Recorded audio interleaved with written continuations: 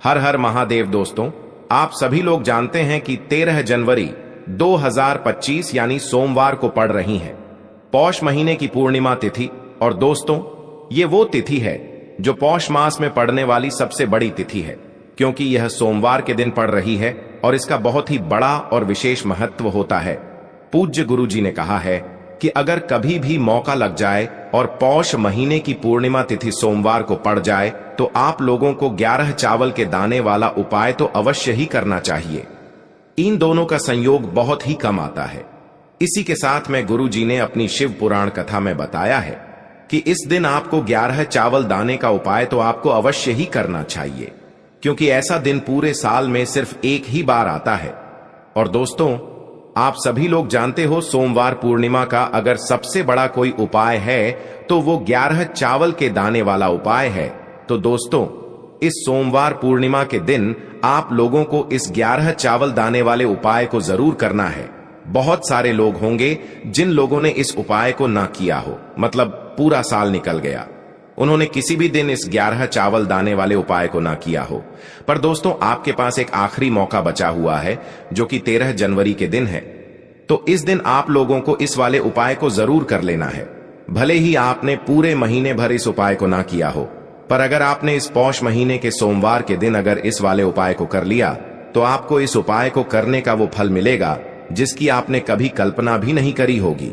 इसीलिए आप लोग इस वाले उपाय को एक बार जरूर कर लेना है, ताकि आप लोगों के हाथ से यह मौका ना जा सके और आपको इस उपाय को करने का फल मिल सके।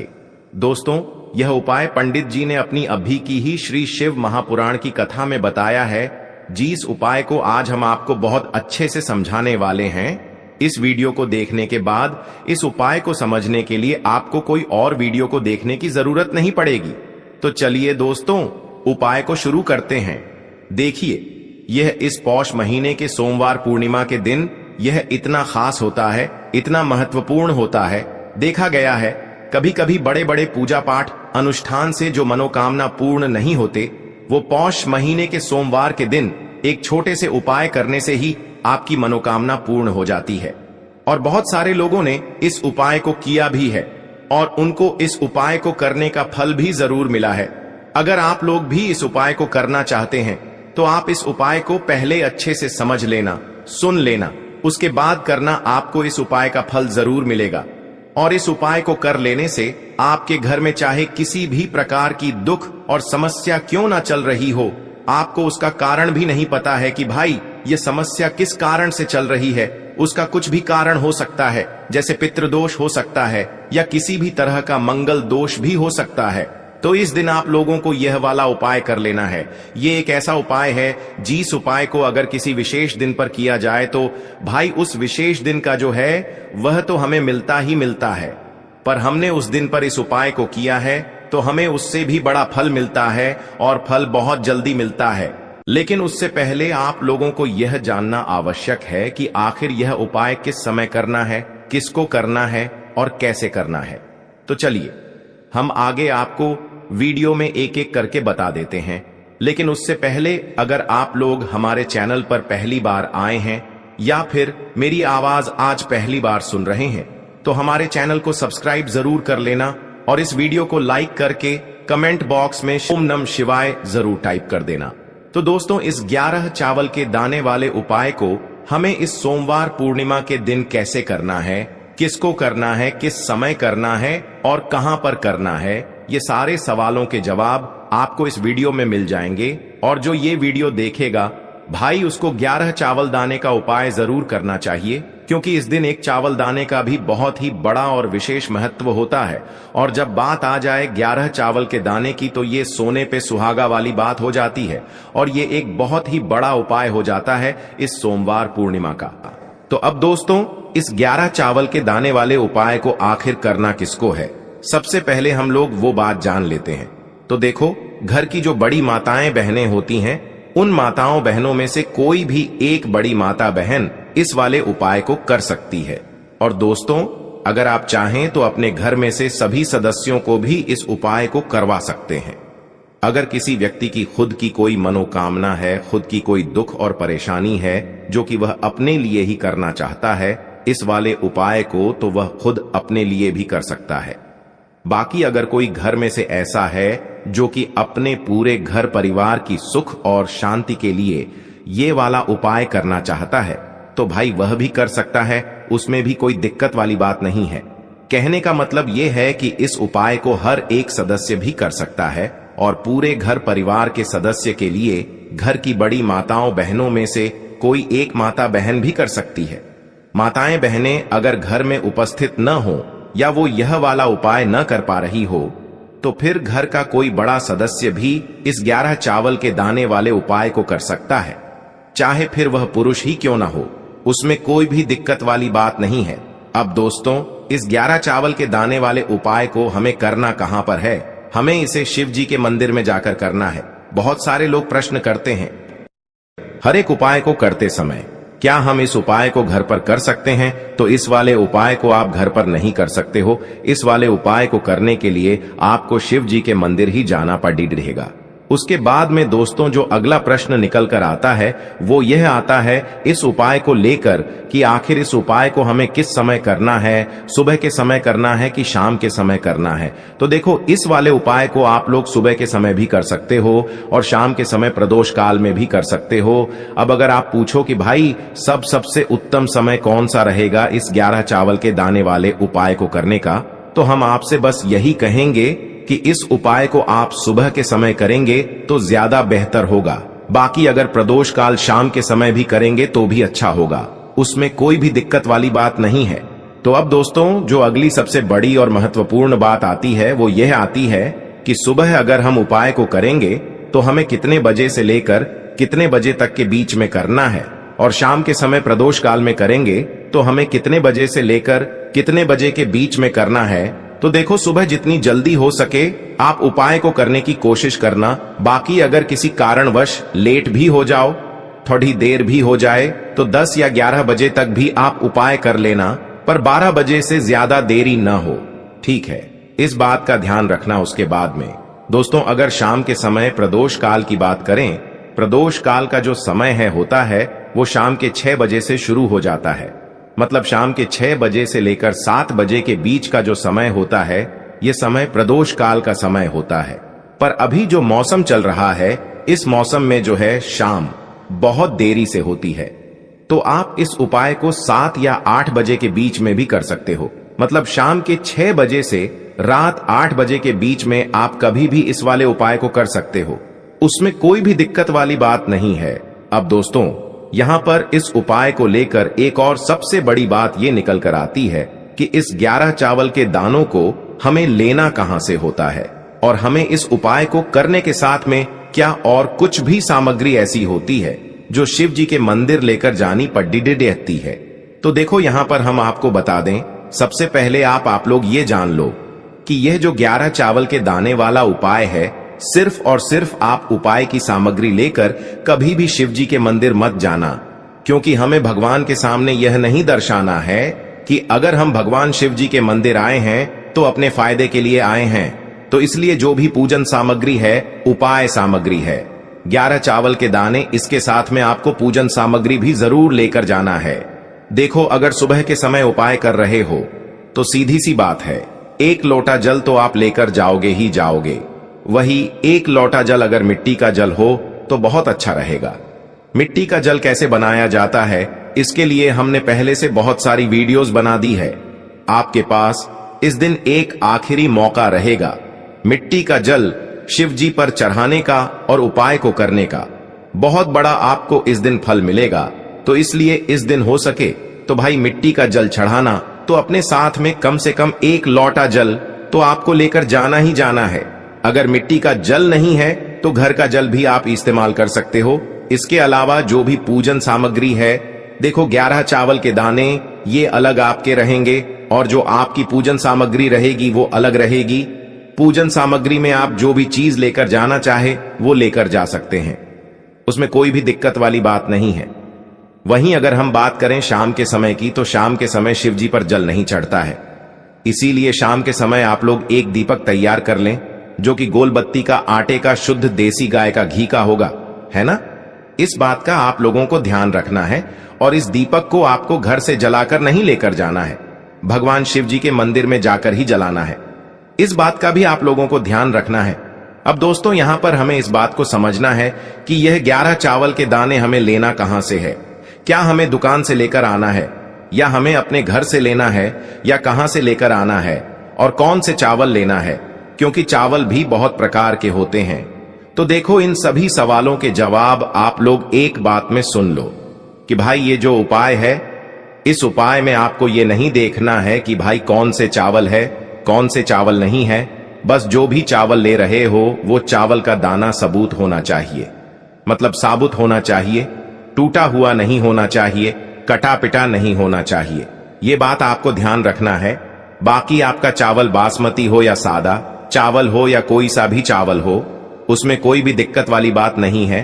तो सीधी सी बात है कि आपके घर के रसोई घर में जहां पर आप भोजन बनाते हो, वहां पर जो भी चावल आपके उपस्थित हो, उन चावलों में से अपनी एक कटोरी भर लेना या एक मुट्ठी चावल अलग से निकालकर रख लेना, क्योंकि हम 11 चावल ही यहाँ पर इस उपाय में लेने वाले हैं। तो हमें यह चावल के दाने गिनकर निकालने पर डढ़ेंगे।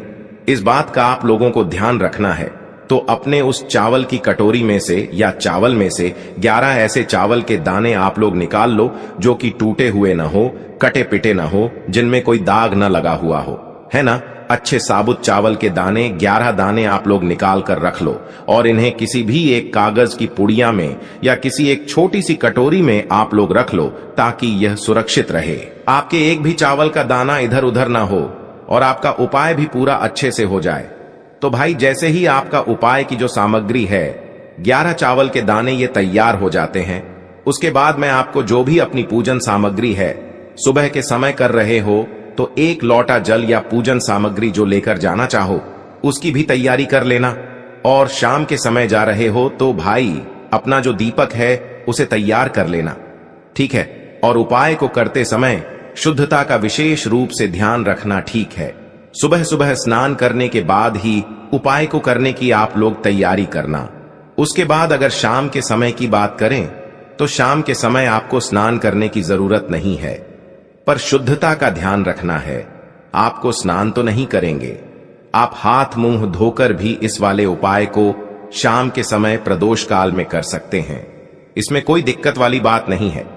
तो आप अपने उपाय की पूरी सामग्री तैयार करके आपके पास ही में जो आपका शिव मंदिर हो वहां पर पहुंच जाइए। सबसे पहले शिव मंदिर में जाकर आप लोगों को उपाय नहीं करना है, पहले भगवान के दर्शन करना है, भगवान से आशीर्वाद प्राप्त करना है, फिर शिव जी की शिवलिंग के पास में आना है। शिवलिंग के पास में आने के बाद आप जो पूजन सामग्री लेकर आए हुए हैं, जैसे कि सुबह गए हुए होंगे तो 1 लोटा जल और जो भी पूजन सामग्री लेकर आए हैं, आप उनसे भगवान शिव जी की पूजन कीजिए। सबसे पहले तो 1 लोटा जल ही चढ़ेगा, उसके बाद में आपकी पूजन सामग्री चढ़ेगी। उसके बाद में अगर दोस्तों शाम के समय अगर आप इस उपाय को कर रहे हो तो अपने साथ में कम से कम एक जो दीपक है गोल बाती का जो आप अपने साथ में लेकर गए हो, उस दीपक को मंदिर में जाकर अपनी माचिस से जलाना है और उस दीपक को शिवलिंग के पास में रखना है, ठीक है। इस दीपक को रखने के बाद ही आप लोगों को अपना ये वाला उपाय शुरू करना है।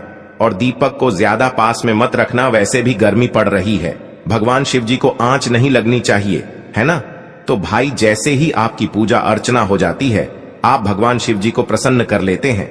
उसके बाद में शिवलिंग के पास ही में आप कहीं पर बैठ जाइए, सामने या आसपास जिस जगह पर आपको बैठना हो वहां पर बैठ जाइए और अपने वह 11 चावल के दाने अपने सामने निकाल कर रख लीजिए, क्योंकि अब यहाँ पर उपाय को यहाँ पर करने की आपको तैयारी करना है। और इस तरीके से जब आप उपाय करेंगे, पूजन सामग्री करने के बाद, पूजन अर्चना करने के बाद, तो आपको उपाय का फल बहुत जल्दी और बहुत बढ़ा होकर मिलेगा। तो अपने 11 चावल के दाने अपने सामने निकाल कर रख लेना। और यह जो उपाय है यह आपकी सीधे हाथ की हथेली से होगा, इसलिए इस बात का भी विशेष रूप से ध्यान रखना है। तो सीधे हाथ की हथेली का प्रयोग करके ही आप लोग अपना इस वाले उपाय को करना। अपने सामने जो भी आपकी कागज की पुड्डियां है उसको खोल कर रख लो, या कटोरी है तो भाई उसे अपने सामने रख लो और अपने वह 11 चावल के दाने निकाल लो, ठीक है। उसके बाद में दोस्तों अब आपको क्या करना है कि शिवलिंग आपके सामने होगी, तो आपने वह 11 चावल के दाने एक एक करके आपको शिव जी के शिवलिंग के ऊपर चढ़ाना है। कहां पर चढ़ाना है? शिवलिंग के ऊपर चढ़ाना है और कहीं पर भी नहीं चढ़ाना है। आपको अपने हथेली से तो शिवलिंग के ऊपर चढ़ना है, भले ही फिर वो अपने आप जलाधारी पर गिर जाए या मतलब वहीं पर गिर जाए, उसमें कोई दिक्कत वाली बात नहीं है, पर आप चढ़ाओ शिवलिंग के ऊपर ही। तो आपको क्या करना है? अपना पहला चावल का दाना उठाना है, श्री शिवाय नमस्तुभ्यम बोलना है और शिवलिंग पर चढ़ा देना है। इसी तरीके से दूसरा चावल का दाना उठा है, शिवलिंग पर चढ़ाना है और मंत्र बोल देना है। और फिर तीसरा चावल का दाना उठाना है, श्री शिवाय नमस्तुभ्यम बोलना है और चढ़ा देना है। इसी प्रकार से आपको पूरे 11 चावल के दाने एक एक करके शिव जी के शिवलिंग के ऊपर चढ़ाना है और भगवान से प्रार्थना करते जाना है। मतलब प्रार्थना तो आपको आखिरी में करना है, पर हर एक चावल के दाने को चढ़ाते समय श्री शिवाय नमस्तुभ्यम जरूर बोलना है। उसके बाद ही में यह चावल का दाना शिवलिंग के ऊपर आपको चढ़ाना है। जैसे ही आपके 11 चावल के दाने शिवलिंग के ऊपर चारहच जाते हैं, तो भाई उसके बाद में आपको क्या करना है? भगवान से अपनी मनोकामना बोलना है। मनोकामना भी कब बोलना है? जब आपका 11 चावल का दाना आपके सीधे हाथ की हथेली में हो और आप उसे चढ़ाने के लिए जा रहे हो। श्री शिवाय नमस्तुभ्यम बोलकर उस आखिरी चावल के दाने को शिवलिंग के ऊपर चढ़ा देना और भगवान से फिर अपनी वह मनोकामना बोल देना, जिस मनोकामना के लिए आप लोग अपना यह वाला उपाय कर रहे हो, जिस भी दुख और परेशानी के लिए आप लोग अपना यह वाला उपाय कर रहे हो। उसके बाद में जैसे ही आप अपनी मनोकामना बोल देते हो, आपका यह वाला उपाय पूरा हो जाता है। पर दोस्तों, उपाय को करने के बाद आप लोगों को 2 मिनट भगवान शिव जी के मंत्र का जाप जरूर करना है और मंत्र का जाप करने के बाद भगवान से एक और बार प्रार्थना करना है अपनी मनोकामना के लिए या अपनी जो भी दुख और परेशानी है उसके लिए। इसके बाद में आप लोग भगवान को देखकर, भगवान से प्रार्थना करके, उनसे आशीर्वाद लेकर वहां से उठ सकते हैं और अपने घर पर जा सकते हैं। बस दोस्तों, यहां पर जो कि भगवान गणेश जी को समर्पित होती है, तो आपको वह दूर्वा की आवश्यकता होगी, साथ ही में 1 लोटा जल की आवश्यकता होगी। और आप जब भी उपाय को करें, जी दिन भी आपको करें, तो आपको प्रातः कल सुबह सुबह ही सुबह वह करना है। इस बात का विशेष रूप से आपको ध्यान रखना है, ठीक है? तो आपको एक दूर्वा लेनी है। अगर आधा दूर्वा भी मिल जाती है तो भी कोई दिक्कत नहीं है, बस आपको दूर्वा लेनी है। अगर ज्यादा ना मिले तो उस स्थान पर एक दूर्वा भी ले सकते हैं। दूर्वा आपको आसानी से कहानी पर भी मिल जाएगी।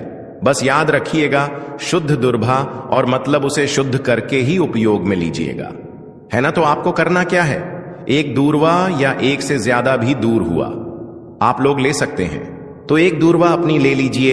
एक दूर्वा के साथ में आप 1 लोटा जल ले लीजिए और इन दोनों ही चीजों को लेकर शिवाज के मंदिर पहुंच जाइए। शिवाजी जी के मंदिर पहुंचकर सबसे पहले आप शिवाजी के पास में बैठ जाइए। शिवाजी के पास में बैठने के बाद जो शिवाजी की शिवलिंग होगी, शिवलिंग की ऊपर सबसे पहले आपको यह दुर्भाग्य को समर्पित करना है। दूरभाग को कुछ इस प्रकार से समर्पित करना है कि जो दूर्वा की दांडी का मुख होगा वह जलधारी की तरफ हो, जहां से जल नीचे करता है ना? और जो दूर्वा का मिला हुआ भाग होगा वह अपने आप शिवाजी के पीछे की तरफ हो जाएगा, ठीक है? तो इस प्रकार से यह दुर्भा का यह दूर्वा आपको भगवान शिवाजी का शिवलिंग के ऊपर समर्पित करनी है। और जो 1 लोटा जल आप अपने साथ लेकर आए हैं, इसी दूर के ऊपर भगवान शिवाजी की शिवलिंग के ऊपर एक धारा से आपको समर्पित कर देना है, ठीक है? अब यहां पर देखने बात यह है कि यह उपाय इस व्यक्ति को करना है। जी, व्यक्ति की नौकरी ऐन ग रही हो, जो व्यक्ति परीक्षा में पास होना चाहता हो, तो इस व्यक्ति को अपने हाथों से इस उपाय करना है, तभी उपाय कम करेगा, ठीक है? इस उपाय को करने के बाद आपको 3 महीने उपाय आपको कब तक करना है? जब तक कि आपकी नौकरी नाग जाए। जब तक आप इस उपाय को नियम के साथ करो, आपकी नौकरी जरूर लगेगी। अब बात करते हैं दूसरे उपाय के बारे में।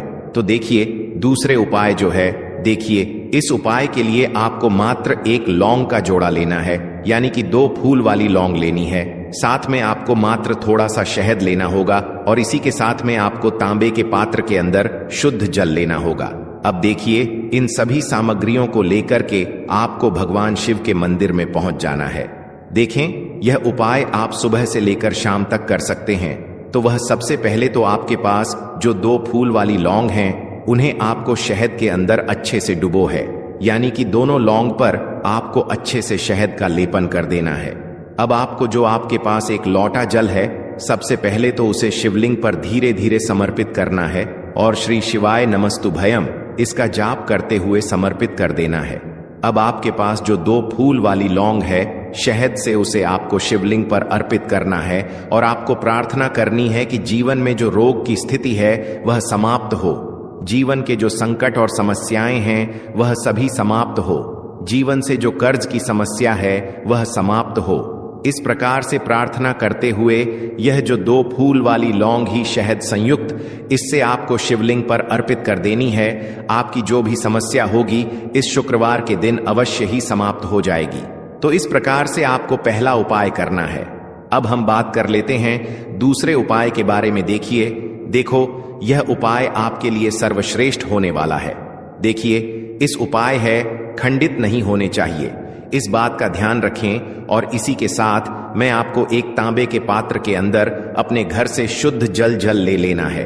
अब दोस्तों, इन सभी सामग्रियों को लेकर के आपको सीधे पहुंच जाना है भगवान शिव के मंदिर में। देखिए, इस उपाय को भी आप सुबह भी कर सकते हैं और शाम के समय में भी कर सकते हैं।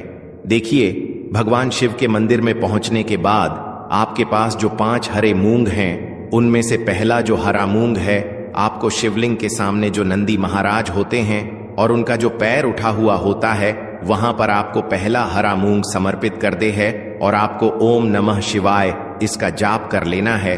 फिर आपको दूसरा हरा मूंग लेना है और शिवलिंग पर जो श्री गणेश जी वाला स्थान होता है वहां पर आपको यह दूसरा हरा मूंग समर्पित कर देना है। यानी कि शिवलिंग के सीधे तरफ आपको यह दूसरा हरा मूंग समर्पित करना है और फिर आपको ओम नम शिवाय या फिर श्री गणेशाय नम इसका जाप कर लेना है। तीसरा हरा मूंग का दान आपको भगवान शिव की सबसे प्रिय पुत्री माता अशोक सुंदरी वाले स्थान पर समर्पित करना होगा। शिव की जो जलाधारी होती है, जहां से जल बह करके आता है, उसी जलाधारी के बीच में जो कहीं कहीं उठी हुई लाइन होती है सांप की आकृति के रूप में, वहीं पर आपको तीसरा हरा मूंग समर्पित करना है और फिर आपको ओम नमः शिवाय इसका जाप कर लेना है। अब दोस्तों, चौथा जो हरा मूंग है उसे आपको भगवान कार्तिकेय जी का जो स्थान होता है शिवलिंग पर, वहां पर आपको यह चौथा हरा मूंग का दाना समर्पित कर देना है और आपको ओम नमः शिवाय इसका जाप कर लेना है। अब दोस्तों, आपके पास जो 5वां और अंतिम हरा मूंग बचा हुआ है, उससे आपको उससे जल के पात्र के अंदर डाल देना है और इस हरे मूंग से युक्त जल से आपको भगवान शिव के शिवलिंग का अभिषेक कर देना है। जल आपको बिल्कुल धीरे धीरे समर्पित करते जाना है और लगातार आपको शिव महापुराण के मूल श्री शिवाय नमस्तुभयम इसका जाप करते रहना है। फिर आपको शिवलिंग के सामने बैठकर, यदि आप अपने बच्चों के लिए यह उपाय कर रहे हैं, यदि आप अपने बच्चों की बुद्धि ज्ञान और विवेक के लिए उपाय कर रहे हैं, तो उसके लिए आपको प्रार्थना कर लेनी है। या फिर व्यापार में वृद्धि करने के लिए यह उपाय कर रहे हैं, तो उसकी कामना करते हुए आपको प्रार्थना कर लेनी है। या फिर अपनी नौकरी के लिए कर रहे हैं, या फिर अपने इंटरव्यू के लिए, या फिर धन की प्राप्ति के लिए कर रहे हैं। जिस भी कामना के लिए आप उपाय कर रहे हैं, उसे परिपूर्ण करने के लिए आपको महादेव से प्रार्थना कर लेनी है और फिर आपको वापस अपने घर आ जाना है।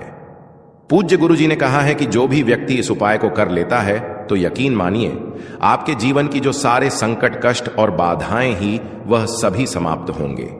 अब हम बात करते हैं अगले उपाय की। इस उपाय के लिए आपको एक दीपक लेना है। दीपक आप मिट्टी का भी ले सकते हैं और शुद्ध आटा मढ़कर उसका दीपक भी आप तैयार कर सकते हैं। दीपक के अंदर गोल बाती का प्रयोग करना है और दीपक के अंदर आपको शुद्ध घी का प्रयोग करना है। इसी के साथ में आपको मात्र एक फूल वाली लौंग लेनी होगी। अब यह एक दीपक और एक फूल वाली लौंग लेकर के सीधा आपको पहुंचना होगा बरगद के वृक्ष के वहां पर। देखिए, सबसे पहले तो आपके पास जो एक फूल वाली लौंग है, उससे आपको बरगद के वृक्ष की जड़ में समर्पित करना है। देखिए, अगर आपके जीवन में कोई भी बड़ा संकट आने वाला है, कोई बड़ा कष्ट आने वाला है, तो वह इस उपाय के माध्यम से दूर होने वाला है। महादेव की विशेष कृपा रहेगी कि जो भी संकट आपके जीवन में आने वाला होगा वह भी दूर हो जाएगा। तो आपको एक लौंग समर्पित करनी है बरगद के वृक्ष की जड़ में, और वहीं पर आपको जो है गोल बाती वाला दीपक जो आप लेकर के गए हैं, उससे भी वहां पर प्रज्वलित कर देना है। वट केयर करते हुए देखिए, जब भी आपको जीवन में इस साल लगने लगे कि आपके जीवन में कुछ भी अच्छा नहीं चल रहा है, तब भी आपको ई उपाय करना है। तो इस प्रकार से आपको यह उपाय करना है।